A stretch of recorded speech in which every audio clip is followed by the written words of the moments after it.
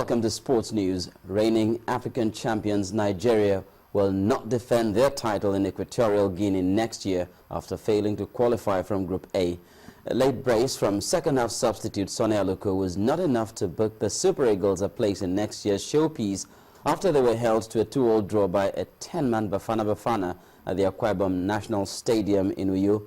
Tokele Rantier's double seemed to set South Africa up for their first win over the Super Eagles in a competitive outing. But Aluko struck twice in the final 22 minutes to keep that record intact. Congo-Brazzaville sneaked through at Nigeria's expense after beating Sudan 1-0 at the Khartoum Stadium. The only goal of a tight game came 15 minutes into the second half via a free kick from Francis Nganga.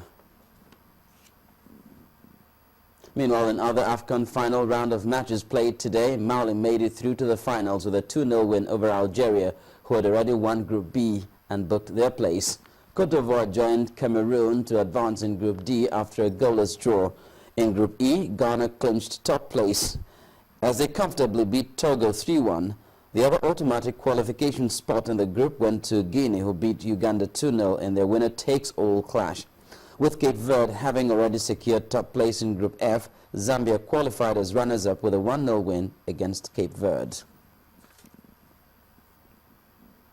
And with a draw ceremony for the 30th Africa Cup of Nations fixed for December the 3rd in Malabo, Equatorial Guinea, the Confederation of African Football has confirmed the 14 teams that will join host Equatorial Guinea, while the best losing team is yet to be decided. The teams are Algeria, Burkina Faso, Cameroon, Cape Verde Island, Gabon, Cote d'Ivoire, Congo and Ghana. Other qualified countries are Malawi, Senegal, South Africa, Tunisia, Guinea and Zambia. The 2015 African Cup of Nations will kick off on January the 17th to February the 8th next year. In boxing, Manny Pacquiao and Chris Algieri have vowed to do their talking in the ring ahead of their WBO World Welterweight title fight on Sunday in Macau. Algieri has won all 20 of his fights but hasn't fought anywhere near the class of his Filipino opponent.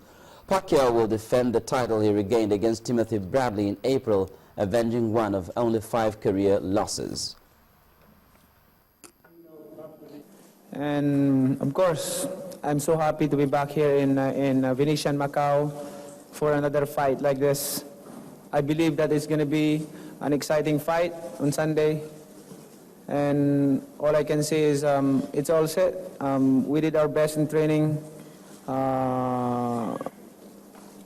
My team, they're very happy for this training camp. I'm happy because we remember and we see back those old days when I was young, and the speed and the power and the determination and aggressiveness is there.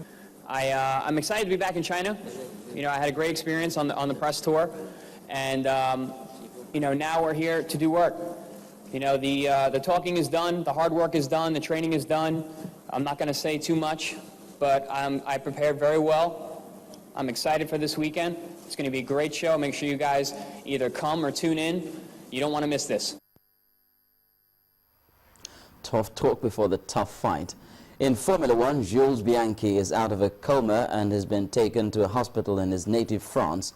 The 25-year-old had been at the time at the Mir General Medical Center in Yokkaichi, Japan, since suffering serious head injuries in a horrific crash at the Suzuka circuit during the Japanese Grand Prix. He had been in an artificial coma for nearly 7 weeks following brain surgery on October the 5th. But now he is breathing unaided and has been taken to his hometown of Nice, where he remains in intensive care. Since his awful accident, Bianchi's Marussia team has gone into administration, ceased trading and folded due to financial difficulties. That's it on Sports News. It's back to Sulaiman with the rest of the news at 10.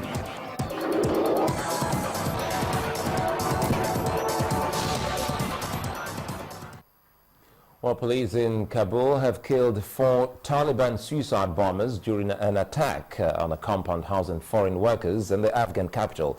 The attack on the large compound, known as a Green Village, is the second in the week targeting foreign workers. Local residents confirmed hearing gunfire and several explosions. But Deputy Interior Minister Mohammed Ayub Salangi said there were no civilian casualties.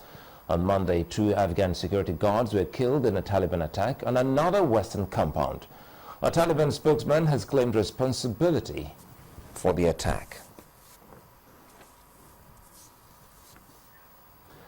And the main news again, for the second day, the Senate again failed to reach a consensus on the request by President Goodluck Jonathan to extend the state of emergency in Borno, Adamawa and Yobe states, and has resolved to continue talks as the order expires tomorrow. The President has admonished politicians to demonstrate the spirit of tolerance and warned against do-or-die politics ahead of the 2015 elections. And leaders of the All Progressives Congress today led a march to the force headquarters in Abuja, where they urged the police to end the insurgency. That's the news at 10 tonight. Well, thank you for watching.